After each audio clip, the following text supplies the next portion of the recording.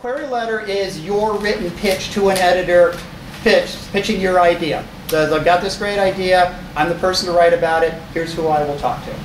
Okay? It will be either through snail mail or it will be electronically. And increasingly, magazines are looking for electronic submissions, electronic queries. But the basic style is the same, whether it's snail mail or whether it is through email. All right? You want to make sure that your query letter is not too long or too short. Page and a half is ideal.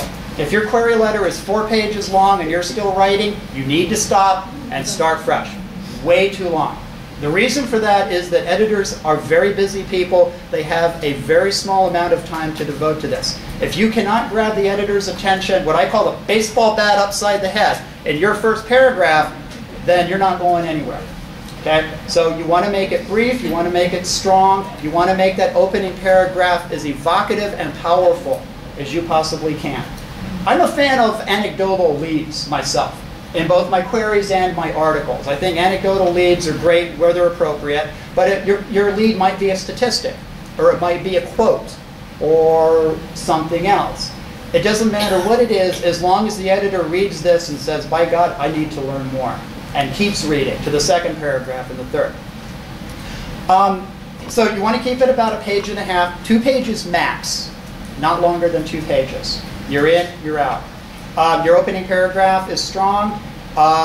Next couple paragraphs are basically what the article will be about.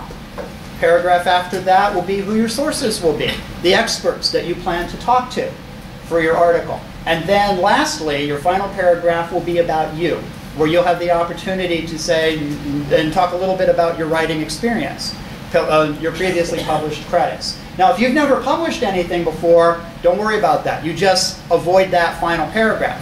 And whatever you do, do not say, I'm a freelance writer, but I've never sold anything before, but I'm really hoping you'll love my idea. You might as well just put a little thing that says, I'm a novice and a greenhorn, and please reject me right away. Editors have enough reasons to reject you. You do not need to give them more.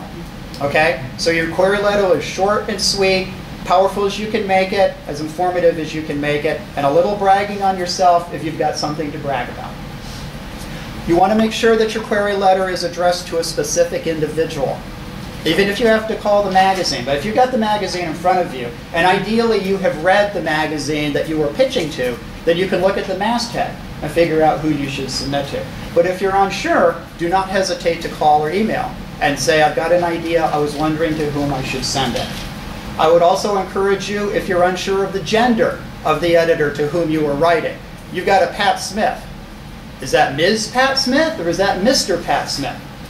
You need to check, because if you get that gender wrong, that's a little tiny point off for you because you didn't go that extra length. Those small things are important. Your query letter has to sing. It has to be the best piece of writing you have done because it is your entry into this market. It is your calling card. But more importantly, it is the first sample of your writing that an editor will see.